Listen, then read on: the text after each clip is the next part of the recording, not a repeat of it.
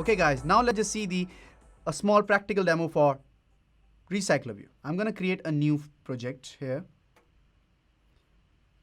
I'm going to call RecyclerView. I'm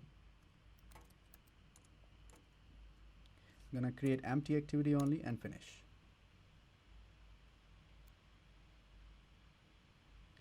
So in this particular example, I'm going to create a RecyclerView which will look like just like a list view. In each and every item or in each and every row of that list, there will be an image and two text views.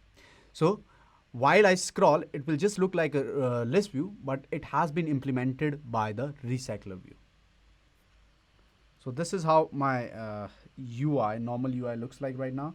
So I will start it from very scratch. I will drag and drop a text view and I will call it RecyclerView.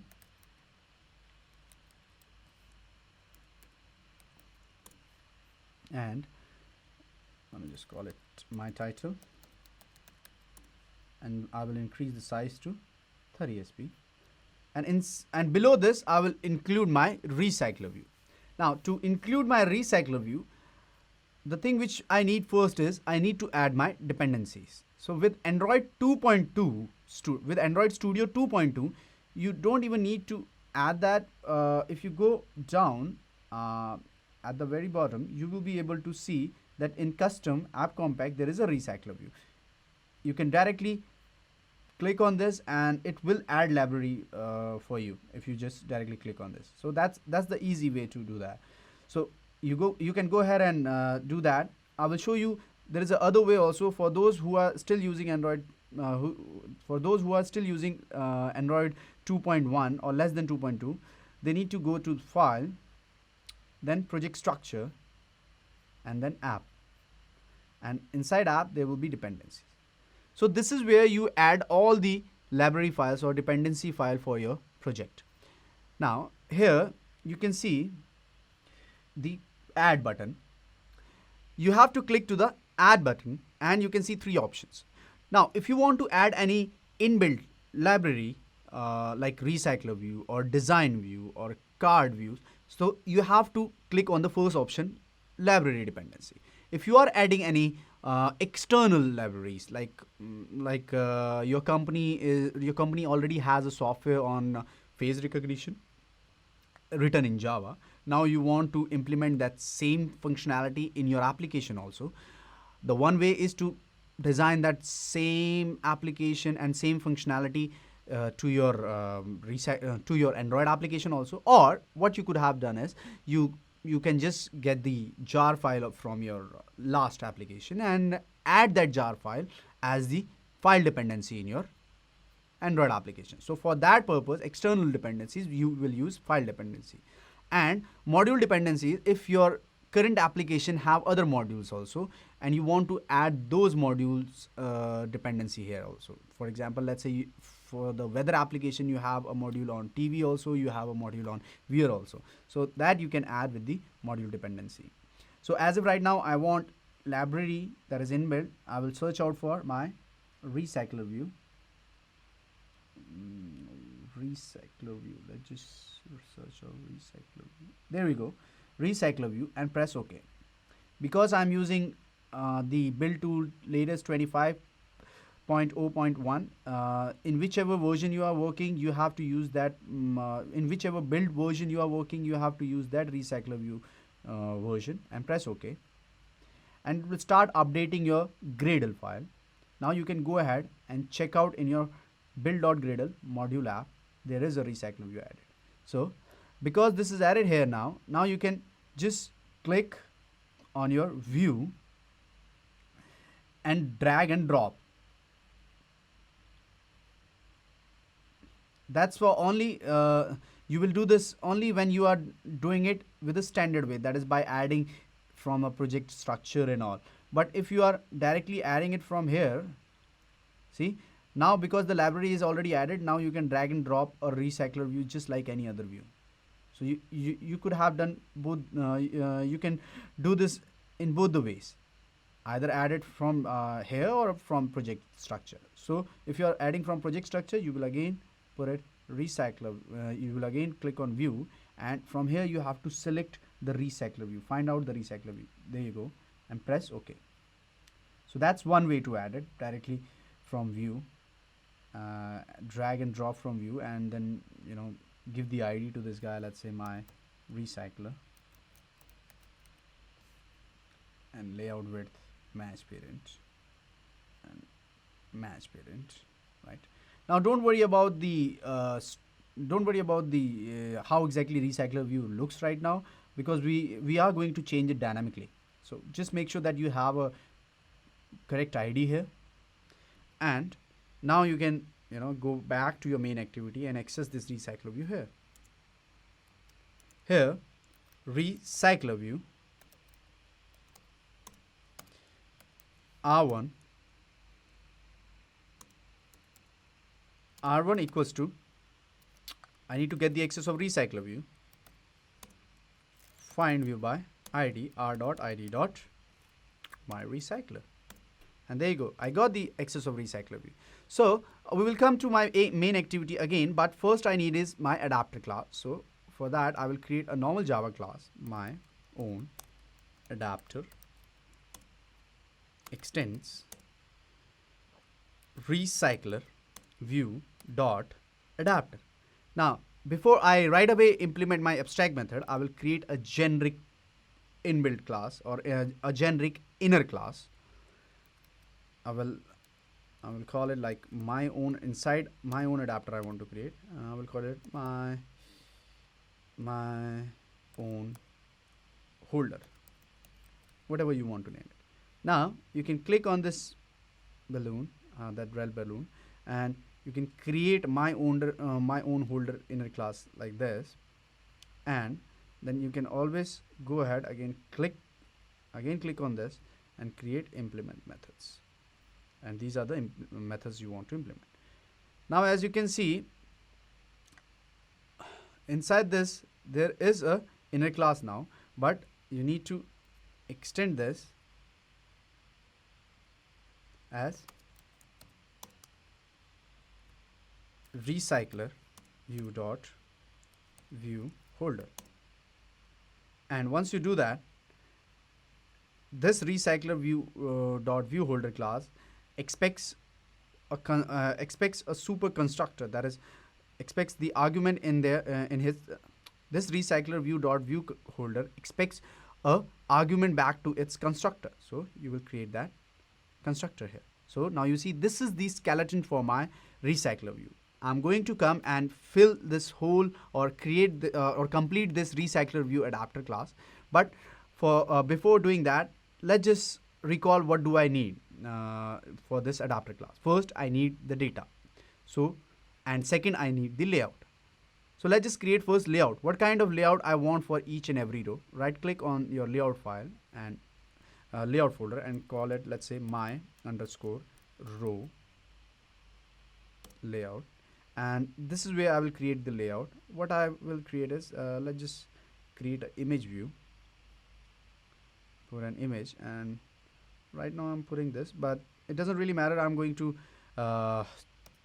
dynamically change this. Let's say my image right now, and I don't want it match parent. I want to 200 something, width as 200 dp.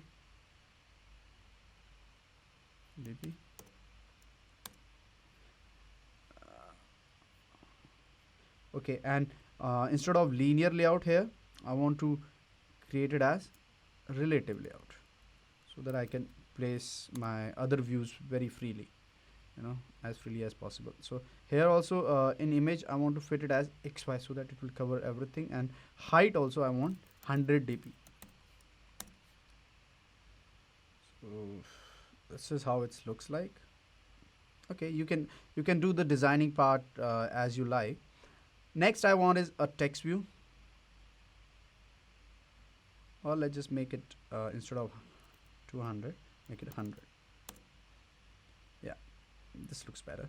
Now here for this text view I will let's say I will make it 30 sp, and I will call it 30 sp is too big, 24 sp, and I will call it, let's say, text1.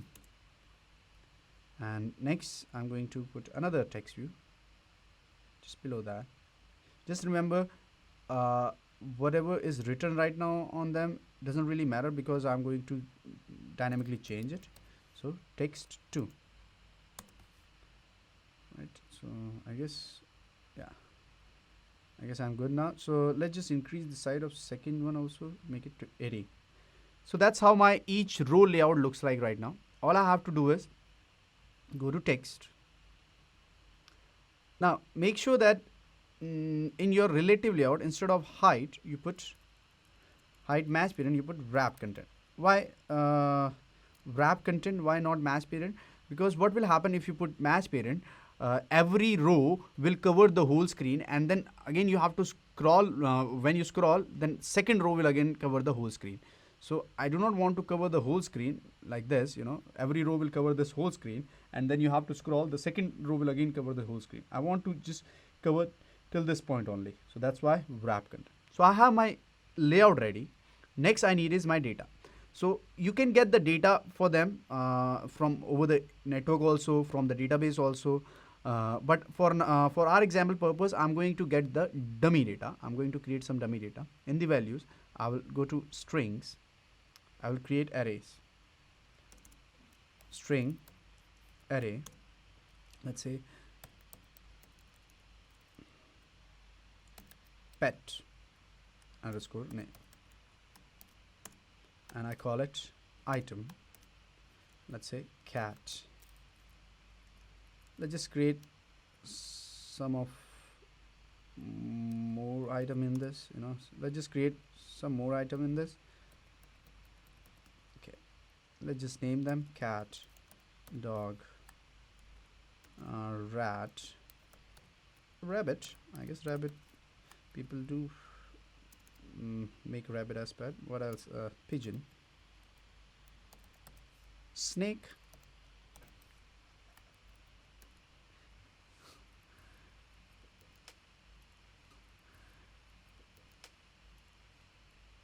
and okay, cow. Yeah, cow. Okay, so I have the pet name. So this will be sufficient for my first text view. The second, for filling up my second text view, I will call it description. So for each, like cat is cute, I will put a small description. Dog is faithful. Rat eats cheese. Rabbit is very cute. Pigeon flies. Pigeon can fly. Snake is very snaky. Elephants are dependable. Cow gives milk. Anything.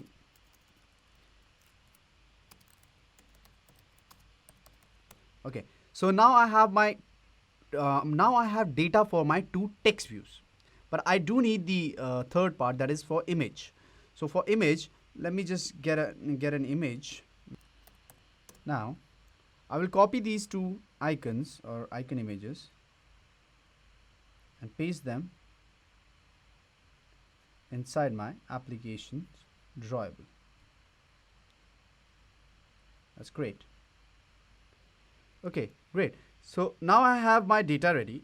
All I need is a way in which I can access this. So in my main activity, first I will get the string s1 equals to s1 array and s2 array. This is for two text views, and next one I need is int image resource, and this one I can put directly here. Now check out, this is an array. So now check out how many elements you have in your array, because accordingly you will put the images also. 1 2 3 4 5 6, 7, 8. So 8. So you need 8 images here. So what I will put is r dot drawable dot cat, or r dot drawable dot dog. So if you have more images, that would be great to have, and you can just put refer those images. I'm just gonna copy these images only, so alternately they will show. So this is 4, 5, 6, 7, 8. So my image has been initialized, or my image resource has been initialized. Next I need is my text view array, or next I need is data for my text views. So S1, that I can do by get resources. I need to get into resources, then get string array, r dot array dot, that is your pet name. Similarly, I can get the access of my description, also description for these animals for my next text view, r dot array dot description. Great. So I have my data here with me, that is an image resource S1 and S2. Now I need some mechanism so that I can pass that data to my adapter, because my adapter is the class which will need that data to which will be the responsible to put that data according to at its correct position. So what will I do? I will create a constructor here, my own adapter, and if I need the context object, I will create a context object also, ct. But what I need mainly here is two string array, let's say s1 comma string s2 comma, and one integer array, sorry, let's say I1, and then accordingly I will require a string, let's say data, data 1 array and data 2 array.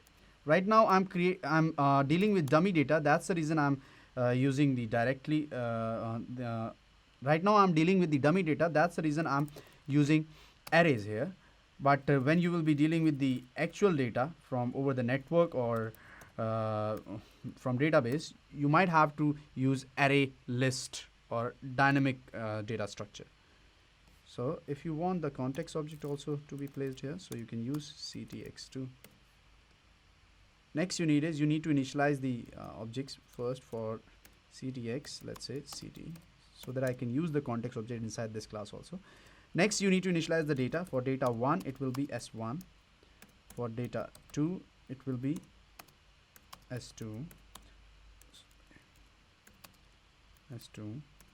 for okay, yeah, I need to make them as array because that's what they are, array. And last is image. There you go. So what I need now is, I need to initialize this adapter class here so that I can pass those data here. So my own adapter, let's say ad, and then do what? Ad equals to new my own adapter, and it will take 4 arguments. First is your ctx, that is context object, I can pass this. Second is your first array, that is s1. Second is second array, that is s2, and image resource, that is image resource. So now now my data will be passed to my adapter class, and as soon as the data comes here, the very first method will be called as onCreateViewHolder. Now this is where I need to get my XML file for each row. And how do I get that? For that we have a class known as layout inflator class, and I will create an object of that, let's say my inflator. So the inflator classes are the classes which are perfectly capable of inflating your XML file to your Java file. So I'm going to inflate that by using layout inflator, but for that I need the object of layout inflator, and this is how I can get the object of layout inflator dot from, and I have already a context object ctx. Now I have the inflator object. All I need is inflator dot inflate, and what do you want to inflate? I want to inflate that layout file, r dot layout dot my row. Second, what is the parent, the view group. The view group is my parent, which you can see here, parent, and you do not want to attach that parent. Sorry, false.